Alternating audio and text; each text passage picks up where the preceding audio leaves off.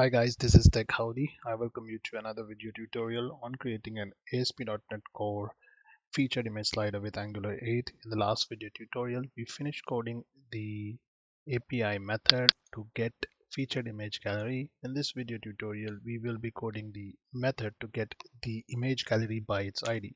So we have two methods here, one which returns the list of all image galleries. The second method returns only a specified featured gallery by providing the gallery type. Now this method here will get the gallery by its ID. So in case if you want to return a gallery by its ID, so we want to preview a certain gallery, therefore we need to get that gallery by its ID. So this method will help us achieve that. So once again, this will also be our HTTP get method, which is going to get the gallery. So we will access this by calling the action method name. So the method name, and then since we want to get the gallery by its ID, we need to specify the ID on the route. So we'll specify the value of the ID. Now let's create our method. It's a public method which returns an action result, and we will call this get image gallery by, or we can just call it get image gallery and this here.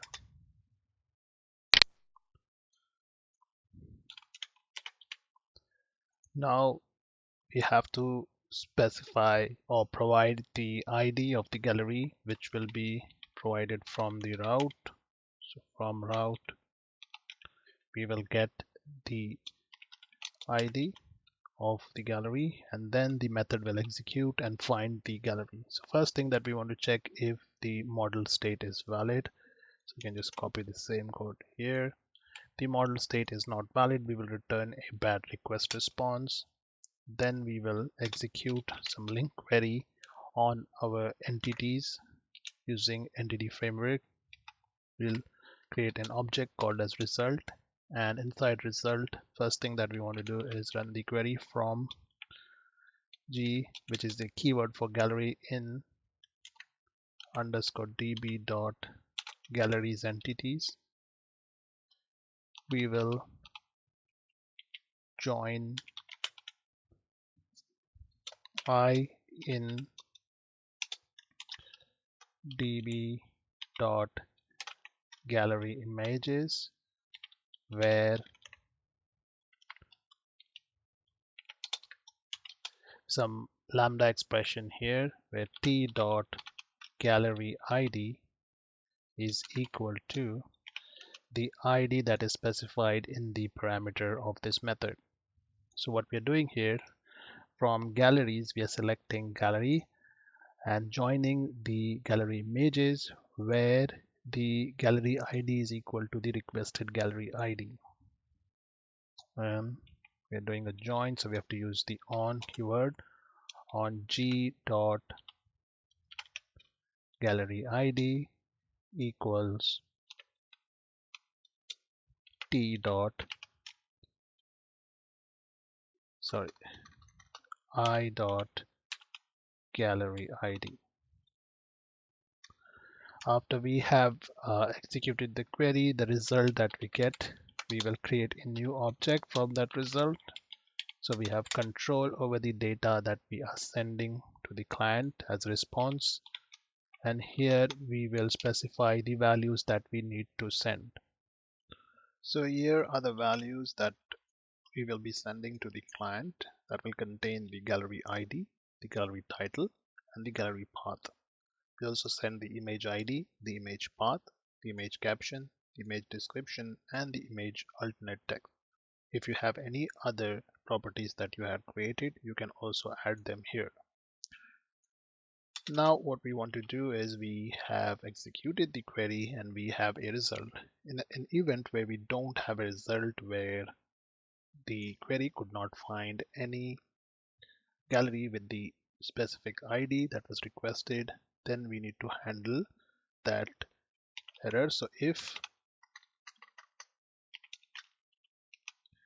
the result is equal to null, then we want to return HTTP not found response to the client. And if the result is not null, which means we found a gallery with the requested ID, then we want to return response OK, that is 200, response 200, and which will contain the result. So that should be it for this method, web API method, which is get image gallery by its ID. The next method that we would want to create now is a method that is going to help us create a new gallery. So it's going to help us add a new gallery in our database. This method is going to be an HTTP post method, since we are going to post data to our database. We're not requesting any data. And to access this method, we will access it by the action method name. Since we are going to post data in our database, we want to make sure that the data is completely posted to the database, and therefore we would want to wait for the result. So therefore this method is going to be an asynchronous method that is going to post the data. So task, it's a task that's going to be run in the background without affecting the current thread. So it's an asynchronous method. We'll call it as create new gallery. And we want to specify the values that we need to create a new gallery. So when we are creating the new gallery, we need to specify the properties like the gallery image, URL, caption, and so on.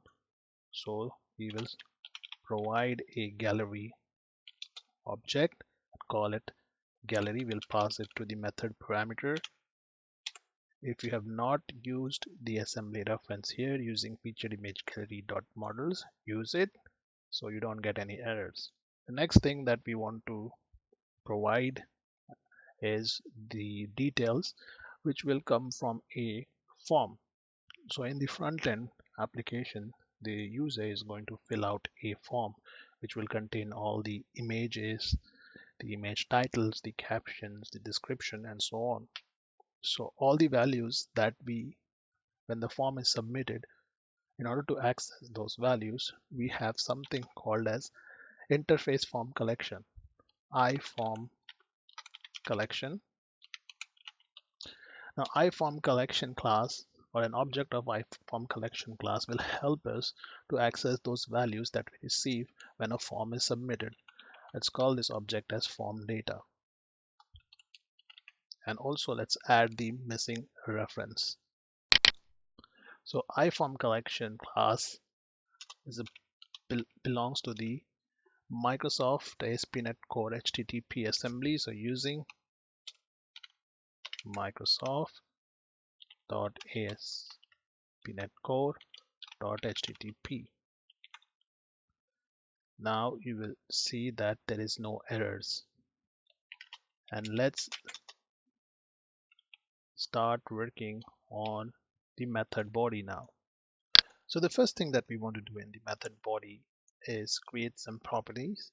The first property here is the counter property, which is an int object which is going to keep track of the objects, since we want to run a for each loop on all the objects that are stored inside this form data. So that's time we would need a counter to loop through every object. The next thing that we have created is some properties like gallery title, gallery type, username, and last updated time of the gallery. Since we have not implemented membership, I have assigned the username, I've hard coded the username as administrator. But when we progress to the phase 2 of this project, where we'll be implementing membership, that time we will change this to the actual username of the user who is creating this gallery. For now, we will leave it as administrator by default. The gallery title and the gallery type once again comes from the form data, that we are receiving. And to access the value of gallery title, we can access it by the key name. So there's a key and value. So when we receive the data, we will receive it in a key value pair. And to access the value, we have to just specify the name of the key. When we will set a breakpoint here and run this method, we will see the actual values, and I will show you how it works. For now, just understand that we are getting these values from this object here, form data. Now the next thing that we want to do is create the gallery itself. So understand one thing, that is, in our database we have two tables, one for gallery that will store information related to the gallery like the gallery ID, the gallery title, and the gallery path. Then the next table we have, which will store information about all the images that are associated to a particular gallery. In order to add the images associated to a particular gallery, first we need to create a gallery. Therefore, the first task here will be to create a new gallery and get the ID of that gallery. Once we have the ID of the newly created gallery, then we will assign all the images that we receive from a form submission to that gallery itself. So to create a new gallery and return the ID of that gallery, we have a method called as create new gallery ID. And when we create a new gallery ID using Entity Framework core, we need to specify the object, gallery object, as the parameter. So we have not yet created this method. So let's go ahead and create this method. This method is a private method that can only be accessed by the members of this class. So a client cannot directly access this method. Only the methods or the members within this class can access this method. So let's create this private method. So here is the method, and the method here is called as create a gallery. So I will just change this to create gallery ID. And what this method does here is it's going to create a gallery and return a ID, that's an integer value. This is an asynchronous method. Since we are going to create a gallery in our database, we need to await for the result. Till the result is received, we will wait for the response. Now what we are doing here is we have created an object called as datetime of type datetime, which will get the current date and time when we are creating the gallery and assign it to the time created property of the gallery object. Then using Entity Framework core, we will call the .add method on our galleries entities and add this gallery object to our gallery table. Once we have called the save changes async method, the gallery object will then be added. Unless you call the save changes async, the gallery would not be added. Once the gallery is added, the last added gallery object, we want to return it back so that we can access the ID of the newly created gallery. And to do that, to return the newly created object in our table, we will call the .get database value async. This method will help us to get the value of the last created object in that table. Finally, what we are going to do is when the object is returned, we will access the object .gallery ID and then assign it to a variable called as ID and return it. And when it's returned, we will store the value here in this object called as ID. Next thing, after the gallery has been created in our database, we need to also have a folder on our server. Now this folder on our server is the gallery folder that will contain all the images associated with the gallery. So we have all the information about the gallery in our database, but all the images itself, we cannot store it in the database. We need to store it in some folder or in some directory. Therefore, we need a method that is going to create a directory on a server to store these images. And when we create this directory or this folder, we are going to name the name of the directory or the folder is basically going to be the ID of the gallery itself. So let's create this method called as create directory, which is going to create the gallery for us.